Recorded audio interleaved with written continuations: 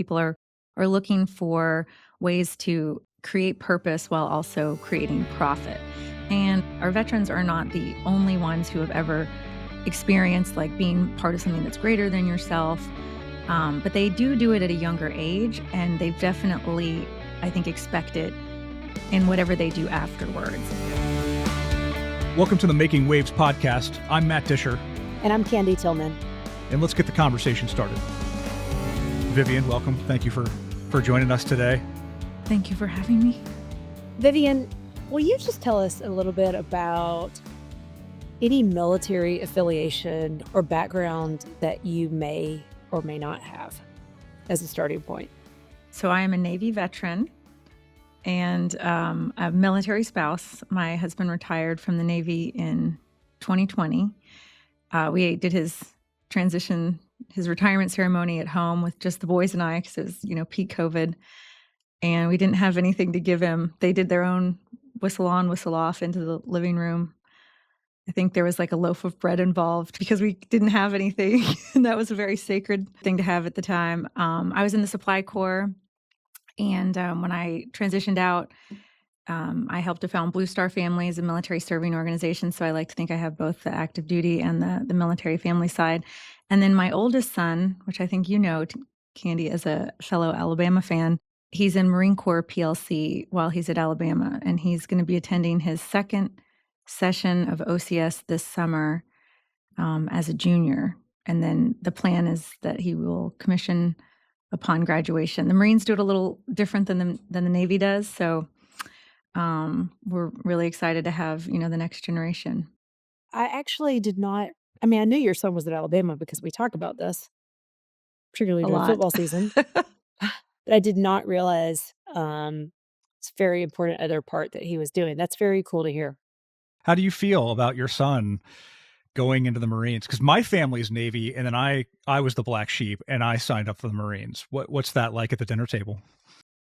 We need some therapy over this because it's the same in ours, if you can imagine, because my husband's Navy aviator, and I was supply.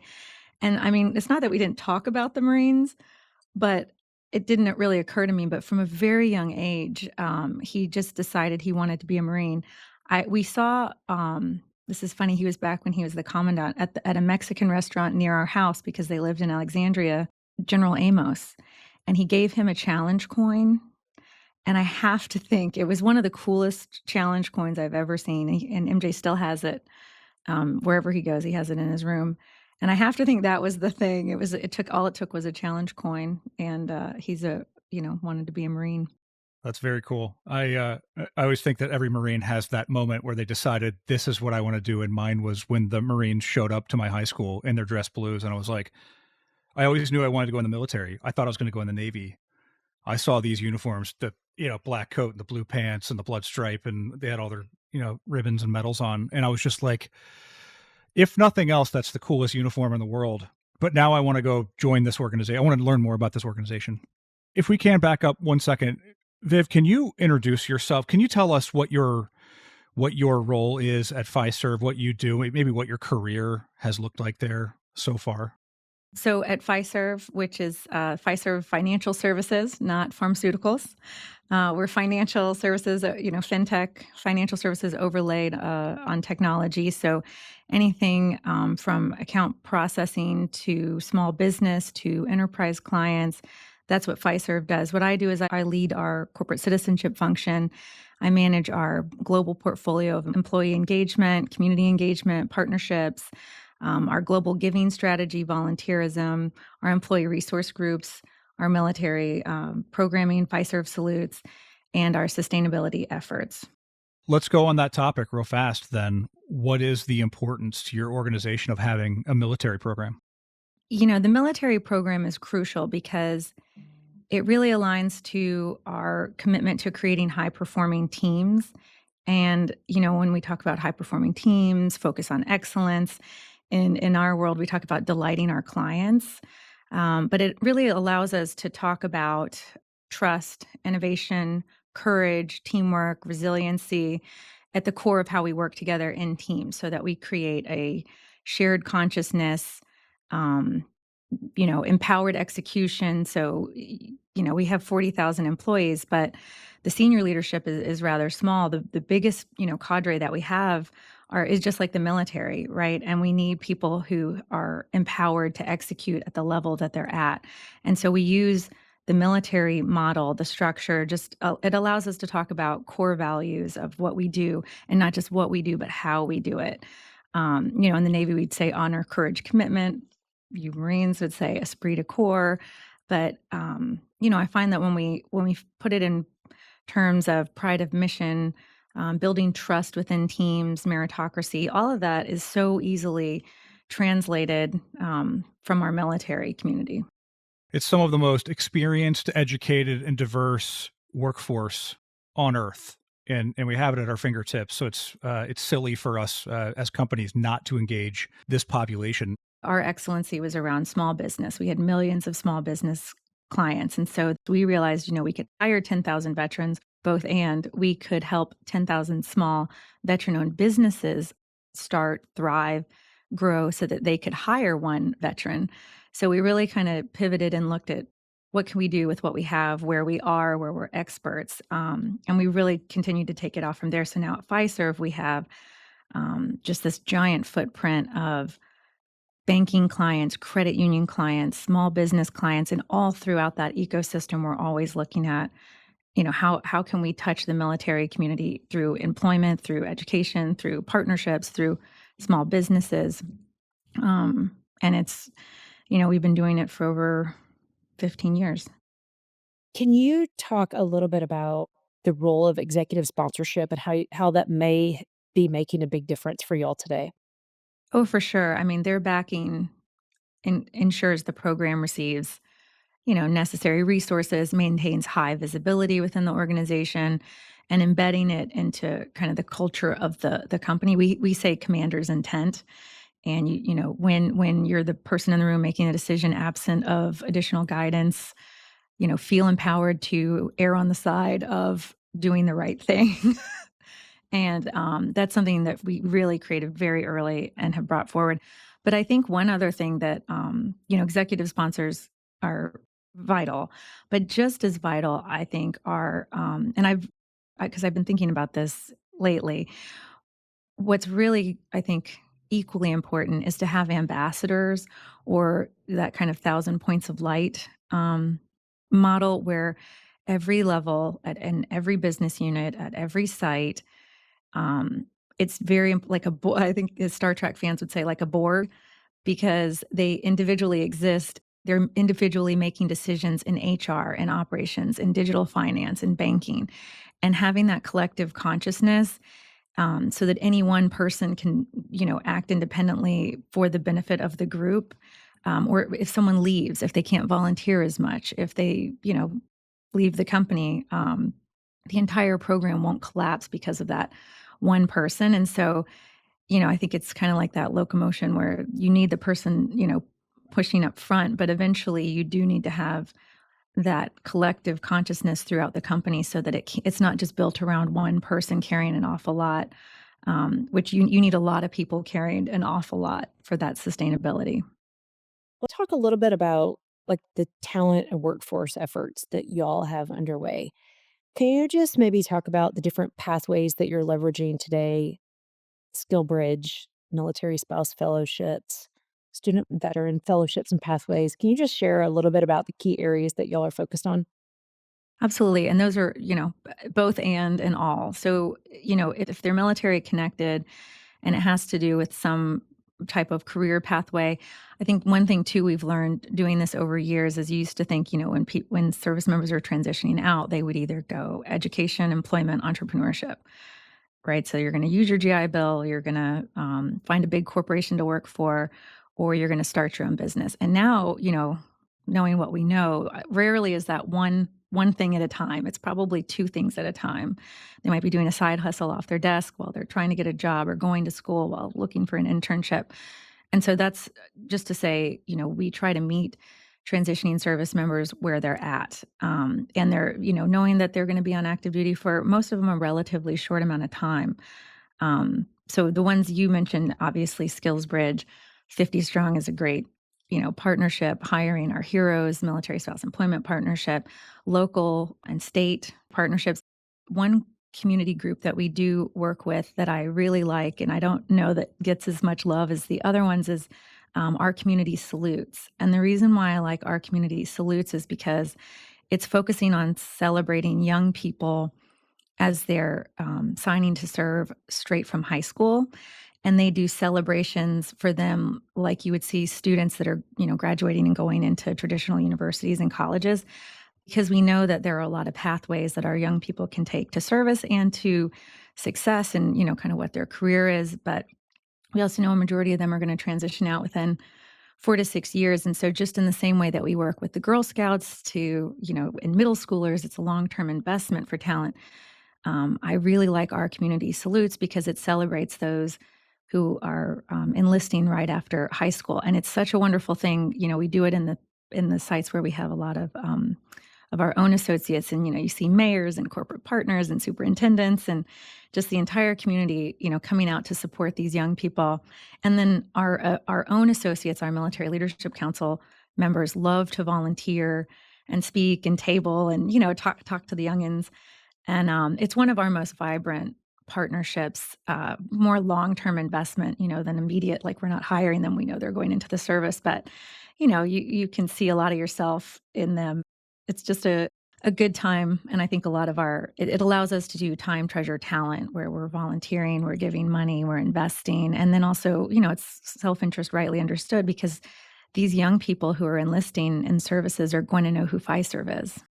That's so cool. You're planting seeds. I mean, that's the best way we could, put that into an analogy. It's planting seeds. There's so much pageantry around what happens to people when they go to college, or if they sign with a college, if they're an athlete or something like that after high school. But there has never been pageantry around the people who are going to put on a uniform and, arguably sacrifice 4+ years of missing all of the events that all of their friends are not missing, right?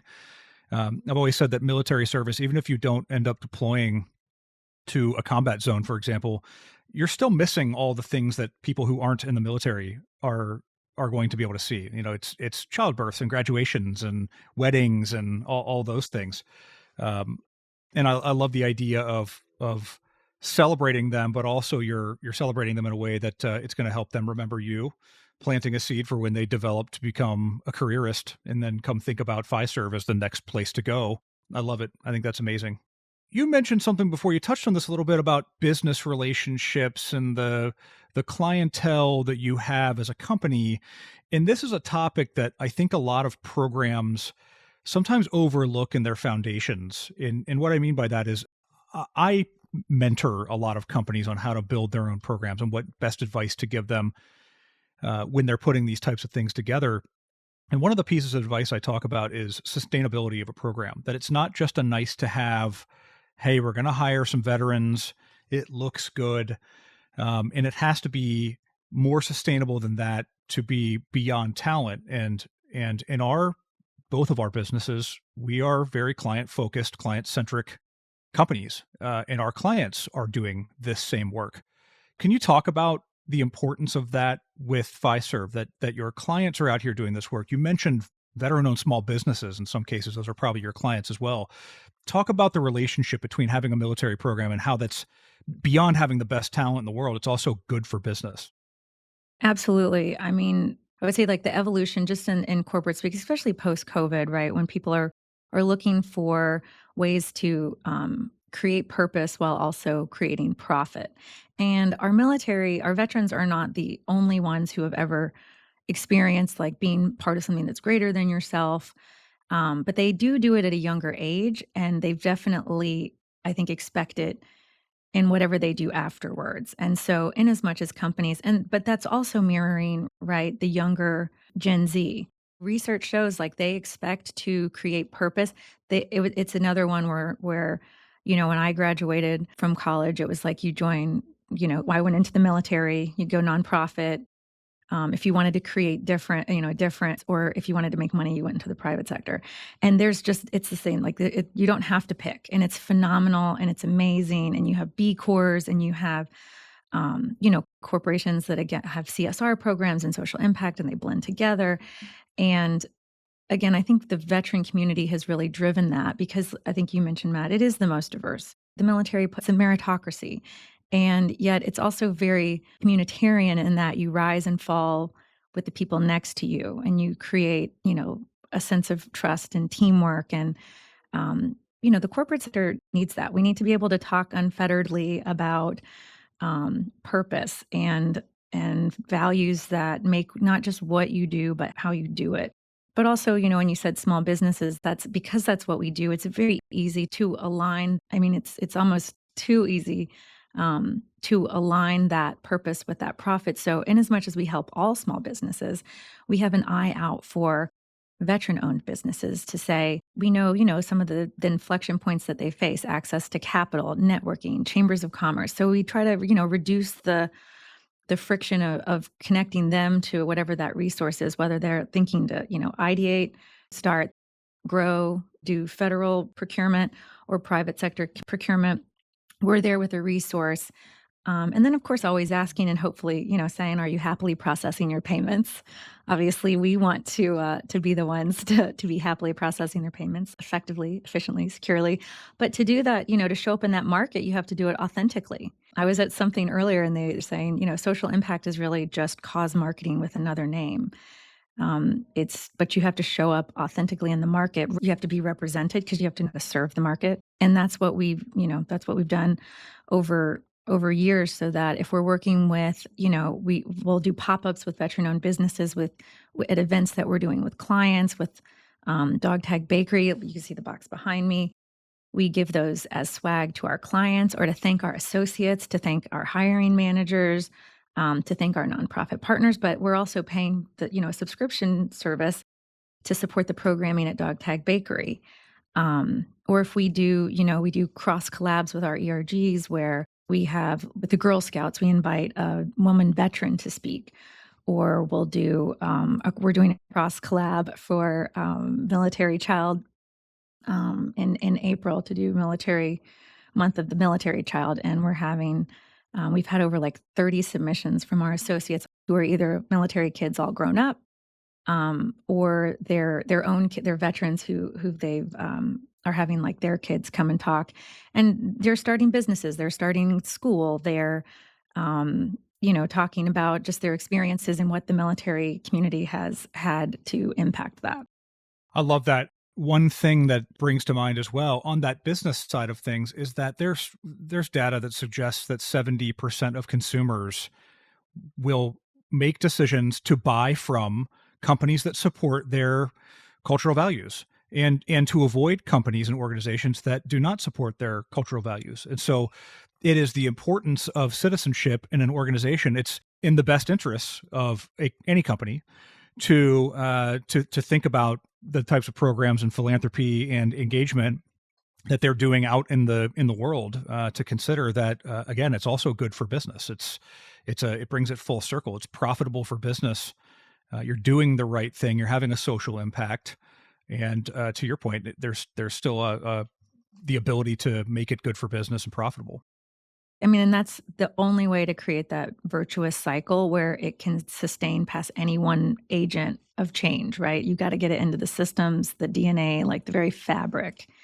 And that's hard to do when you're not aligned with what your company's mission is and you don't show, the value. We do have to have that ROI. Now we get return on investment. We call it, return on inclusion because it expands your markets. It expands your ability to have impact. It expands your client base. But it is, it's a good place to be. Vivian, so much of what you have talked about, I'm sitting here like, oh my gosh, as a small business owner, it's been one of the hardest things of my career, right? And I had lots of civilian experience before we started this work. And so everything that you're talking about, I appreciate so much what you and your team are doing, not only for those that are looking for employment, but with the nod toward folks are also thinking about side hustles and starting their own businesses. And so all the ways that we're supporting the community are really important toward economic opportunity. So, Vivian, when you think about your work in the military community, is there one thing that comes to your mind that you're maybe the most proud of? I would say I'm proud of the holistic approach that we take. So it's not any one thing, but it's kind of it's not either or, it's always both and trying to meet our military families where they're at because it is good for business, but just personally for me, it's also the sustainability of an all volunteer force. I feel personally very strongly about that. And I know to do that, we all have to do our part. And I was very lucky when I was on the nonprofit side of Blue Star Families to have met an advocate and kind of a mentor on the private sector side who brought me over when he could have looked at my resume and been like, there's no way. Like, I thought the SEC at the time was, I was like, why does the Southeastern Conference care so much about fintech? And they were like, that's the Securities Exchange Commission. Different SEC. Different SEC. Although I'd like to say our SEC is valued very high as well. But, he could have looked at my resume and said that this does not translate, even though I had the policy background, the lived experience, and had, done grants and programs with the corporate sector. But so, now being on this side or having been on this side for a good long time, I feel the same level, commensurate with what, I'm in rooms that my mom wasn't in or someone else wasn't in. That's why I think I'm the most proud is that our holistic approach. And also that, when I talk to people, like the success metric, I don't know how necessarily to put this in a KPI, but there's so many different advocates within Fiserv, whether it's, sourcers, recruiters, senior leaders, operations, sales, embedded like throughout the business that I put out an email about volunteering to read resumes, and we had 20 people right back within, 30 minutes. And I said, okay, we're going to have to make 2 sessions for it. And it just goes to that. We have built a thing. I can't even call it a program because it's so much bigger than that. But we've built something here where it will outlive any one person because it's ingrained in the very fabric of how we do what we do. Let's talk about if you were advising a client or another company that came to you and said, hey, we want to do programs similar to what you have at Fiserv, particularly military programs or any of the other work that you're talking about doing, what would 3 pieces of advice, what advice would you give them in thinking about putting a program together like this and making it run? Intentionality, definitely, on understanding and address the unique needs of the military community, but in a way that aligns with your business model, small business entrepreneurship. If we don't do it and we don't do it the best, it's like we can do everything or we can do some things really well. And so we do the things we do really well. And that's why the next piece of advice would be partnerships. Do not set up a standalone shop where it's like one person who's, the military person. That cannot possibly be because that's internal, that's external, that's legal, that's HR, that's sales, that's operations. I mean, it's training, it's client services. We didn't even talk about ERGs. And you want everyone working together, military connected and not military connected. So to be in rooms that you're not in physically, you have to have those partners internally and externally. And then the third one would be, and this is another piece of advice I got from my mentor, is think big, act small, move fast. And so don't, obviously think, dream big. Don't let that stop you from acting small and acting fast. So you can ask for forgiveness instead of permission, but, build your castles while also sweeping the front porch. Sweeping the floor. Yeah. Well, I mean, gosh, there's so much advice out there to give, but I agree. I agree with everything you just said. I always, the last bullet that you made, I always say fail fast and fail cheap. Right. So I always say we're constantly in pilot mode until we find a partnership or something that works, and then we invest fully in it, as we have with 50 Strong, right? It starts out as, let's see what we can do here. And if this doesn't work for our parties and for the intention, then let's walk away and go try something else. And that is it. And I love the piece about be intentional, putting the right people in the spot, because so many of these types of programs, you'll see somebody whose job is something else completely. Their job is they are the head underwater basket weaver at the company, but they're also trying to do this military thing off the side of their desk. And that is 5% or 2% of their job, and it's never going to take off. It might work for smaller organizations. For medium and large size businesses, it's virtually impossible to commit and be personal and present in the community when you can spend 2% of your time doing it. Absolutely. It's exhausting, but invigorating. And I mean, that's the whole thing though, like that military mindset of just continuous improvement, continuous learning, and fail fast and then change it. We do that. We have the same kind of orientation towards pilots. We call it like, oh, we'll pilot it. Let's pilot it. It's the way to go. It's the way to go. Some of the best military programs I've seen are those that act like a small business startup, if you will, inside of a larger business, right? But it's that scrappy, prove it out, continue to improve every day. You got to take steps. You got to take actions. You have to be decisive. If I could take the Marine NCO in me, it might be the right decision. It might be the wrong decision, but you have to make a decision, and you can't sit there and waffle. You can't sit there and think and overthink. You have to make decisions, but sometimes those decisions might not work the right way. And I think a lot of people get hamstrung in career in general, but putting programs together. Well, what do we do? Let's think about this for 2 years before we execute. You can't do that. You just got to go and invest in what works. Vivian, what would you say is the coolest thing that your team does in a given year? And I know you do lots of awesome things. So, but what are some of the coolest things that you and your team are engaged in right now that you're really excited about? I love when things come together so that it looks like it was so easy. Good players make hard plays look easy. So when we show up at like a hiring event or a transition event and we have the right recruiters there with open recs for a hiring manager, we do the slots, we push the ball down the field like 3 extra steps in one meeting that just looks flawless. I love to see that because the choreography, like what went on behind the scenes to get to that point, like the tip of the iceberg is up here, but everything that had to go on to like show up with genuine concern and authenticity, you did, it's like you did your homework. I love to see that when that happens. A fun one that I love that's also taken kind of years to build up is the Vet 100, which is the 100 fastest growing veteran-owned businesses in the country, which we started a few years ago. And we started it as the Vet 50 because at the time, let's pilot it, right? We didn't know if we were going to be able to find 50 veteran-owned businesses that met the qualifications of the Inc. 5000. So now we're at the Vet 100 because there's so many. And just getting to know those veteran-owned businesses, and they're in the Inc. 5000 and they're veterans. And then taking that model and applying it, in other communities. But I love that. I love that program. It's coming up in March, actually, in Dallas. And it's getting bigger. Veteran Edge is attached to it. And Matt, I think you've been to that with Cushman and Wakefield. And it's just a phenomenal, it's the largest kind of symposium for veteran-owned businesses in the country.